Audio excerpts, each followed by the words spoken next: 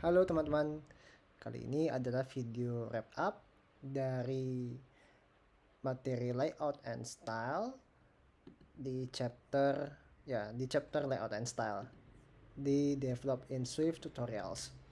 Jadi di sini di video sebelumnya kita belajar bagaimana menggunakan aturan-aturan sederhana yang mana bisa membuat sebuah layout sistem yang kompleks seperti itu.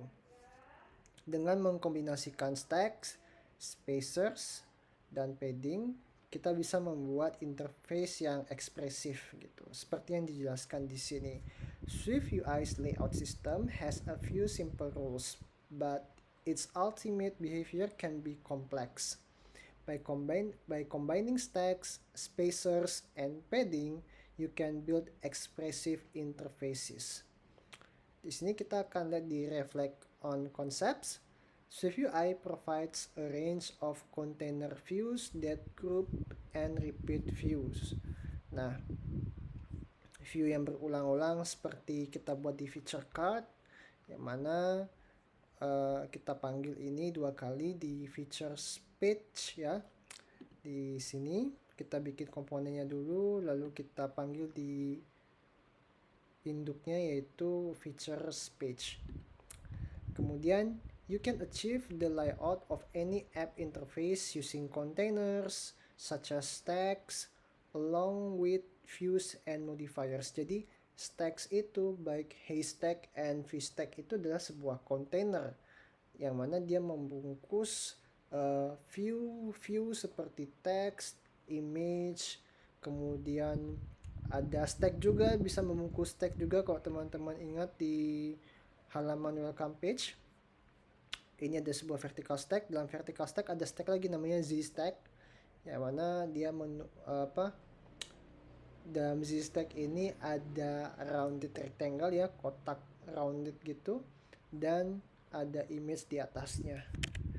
Lalu di sini dijelaskan bahwa going beyond what you saw in this tutorial, you can also use Swift UI to ensure that your interface adapts dynamically to a wide range of traits and contexts, including different device screen sizes, resolutions, and color spaces, different device orientations, portrait or landscape, and split view. Oke, kita lanjut ke topics and skill yang sudah kita cover di chapter sebelumnya di layout and style yang tadi kita praktekkan. Pertama, kita reducing code using type inference. Kalau teman-teman ingat tadi kita mendefinisikan font ya, yang sebelumnya itu .font modifier dengan value-nya font.title. Itu kita bisa ganti dengan .title saja karena Swift mengadopsi type inference. Type inference itu adalah sebuah mekanisme di mana Swift bisa tahu bahwa ketika kita mendeklarasikan nilai dari suatu variabel, Swift itu sudah tahu, oh ini adalah tipe data string misalnya. Kalau kita flashback lagi, saya akan minimize canvasnya sebentar. Saya akan close ini ya. Ada var name Kresna. Nah, ini adalah type inference. Jadi Swift ini bisa mendeteksi bahwa variabel bernama name ini dengan value Kresna adalah tipenya string. Jadi next time kalau saya mau ubah jadi name-nya 13 itu bakal error. Ini bakal error karena dia adalah integer, sedangkan yang dimintakan adalah string, seperti itu. Kita juga bisa eksplisitkan sih dengan memberikan data type-nya apa gitu. Seperti ini bisa. Jadi kita ada dua cara mau pakai type inference atau explicit definition type-nya. Kemudian ada adjust sizes of elements using frames. Kalau teman-teman ingat tadi, kalau kita nggak pakai frame di sini, maka si background gradient colornya itu hanya membungkus dalam vertical stack-nya aja. Kita ingin gradient colornya itu membungkus semua screen yang ada di sini. Jadi kita pakai frame seperti itu. Kemudian juga di image-nya ini kita di rounded rectangle-nya ini lebih tepatnya kita menggunakan frame ya, agar terukur. Kalau nggak terukur, dia bakal memenuhi semua lebar yang ada di sini, semua yang ada di dalam vertical stack itu. Nah, kemudian ada lagi kita menggunakan 3 tipe stack using 3 type stack: V-stack, Haystack, and Z-stack untuk membuat kompleks interface. Kemudian kita bisa mengendalikan konten menggunakan spacer ya. Kita bisa push kontennya ini ke atas pakai spacer. Misalnya saya mau push ke atas, misalnya pakai spacer, jadi dia bakal ke atas gini. Kalau saya mau sesuaiin, saya tinggal kasih padding aja, misalnya padding,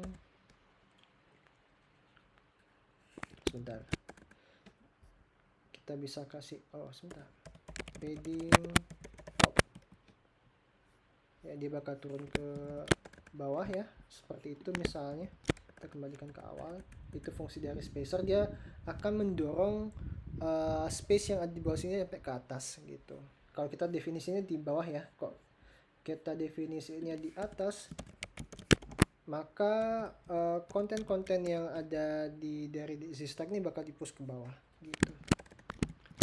Oke, lalu ada controlling the placement sudah. Navigating between views using page tab view ya. Kalau teman-teman masih ingat di content view-nya ini kita membuat sebuah tab view, dalamnya itu ada welcome page dan features page. Kita bisa scroll seperti ini, jadinya swipe ya, lebih tepatnya swipe gitu. Kemudian ada custom color sets in asset catalog.